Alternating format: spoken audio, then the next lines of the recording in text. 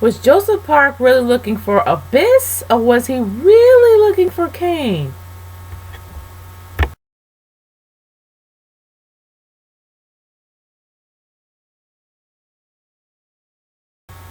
Alright, guys, Night of Champions is over.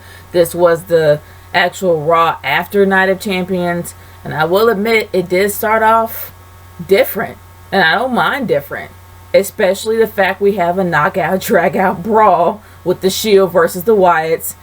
Again, honestly, I don't mind it. Not at all. We didn't really expect to see Chris Jericho, especially what happened that night. But either or, guys, I had no problem with it. There was a lot of interesting talking points that did happen that night, especially the heel turn that we all expected was going to happen last night, because seeing how Paige looked, you can kind of tell that it was either going to happen that night or the next night. But I will say this, they did a lot of copying. I'm not going to lie. They did a whole lot of copying. It was, and speaking from last night, it was kind of somewhat insult to injury when they didn't mention AJ Lee as one of the Divas champions on that little, I guess, intro that they had before the match. And it's a shame they didn't have her face up there, even though they did all that work to beat her record. But despite all that, you end up having Paige practically pulling an AJ Lee last night. But the only problem is that Paige didn't do it with as much finesse as AJ Lee did. She just sounded like a spoiled brat. She did. I'm sorry. At least AJ Lee kind of sounded like a smart when she did it. But Paige wasn't all bad. A lot of people on Twitter love the promo. And I'm not going to lie, it was interesting to hear all that. Despite the fact that I was totally marking out seeing, of course, the Nature Boy Ric Flair and Charlotte with her little moment getting the Divas Championship, even though I thought she was going to bring the Women's Championship back, but that did not happen. But despite all that, Paige, gosh, I wish she did sound better, because I know she can. The fact when she was an anti-diva on FCW, she sounded pretty cool, laid back and collected, not to mention snarky. She just didn't sound that way here. She just sounded like she was out of breath, spoiled brat that had to get all of her emotions out because she was bitter and angry and jealous.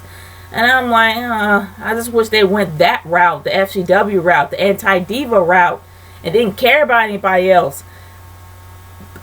But I guess they did. I don't know. But I will say that those words were interesting, and the fact that she was like, Natty, where are you? Do you work here anymore? And I was cracking up laughing the entire time when she said that. It was funny. And you never really expect her to unleash everything on the Divas division. But honestly, she kind of got a point. And I actually have a video on that. But let's move on from there. But I will say that my talking point of the night definitely is what was going on with Kane.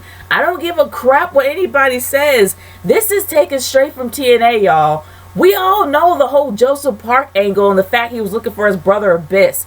That's the only different thing that they didn't have here. Instead of him looking for his brother Abyss, he has freaking amnesia, or at least, I don't know, a double personality. It's odd, but they're taking the whole thing straight from TNA, but with a twist to it. Instead of him looking for someone, he is that person, but unaware he's that person. He has literally amnesia until he gets angry. He's like, I can't really say the Hulk, because the Hulk can remember when he's the Hulk, but he literally is Joseph Park. Sorry, he is. Enough said. The matches themselves were pretty cool. It's always, and I'm gonna be honest with you, New Day, I hate to say it, but as much as I hate their gimmick, they're starting to grow on me. Mostly because Xavier Woods. Xavier Woods is the most entertaining guy out there.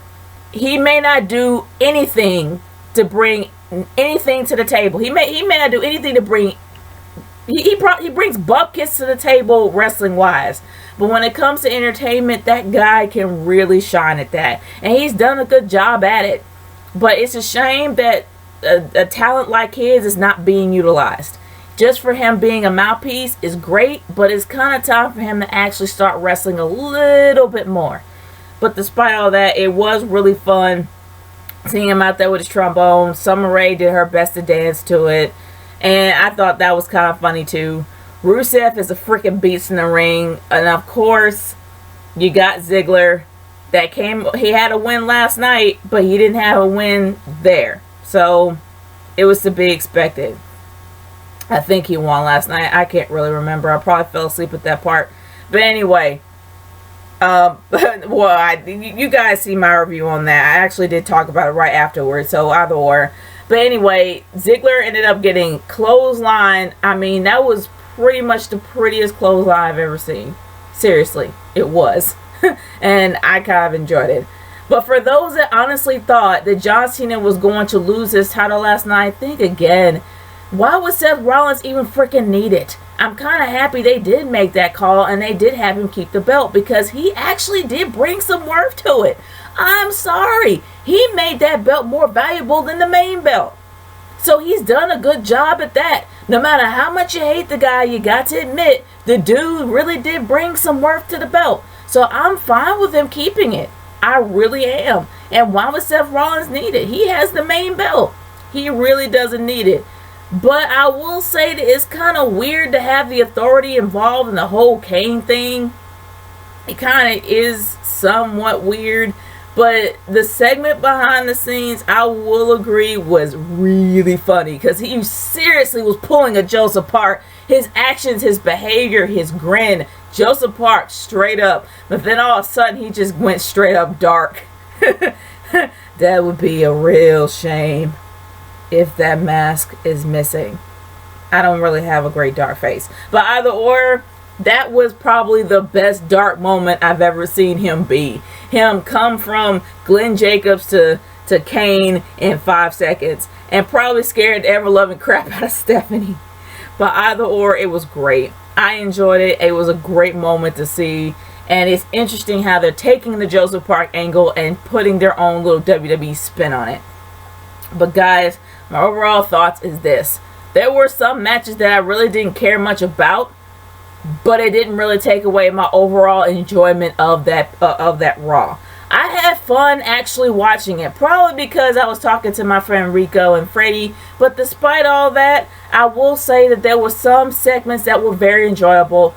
That huge, well, it was supposed to be huge heel turn from Paige wasn't so much as epic as people would expect, but it was a decent one.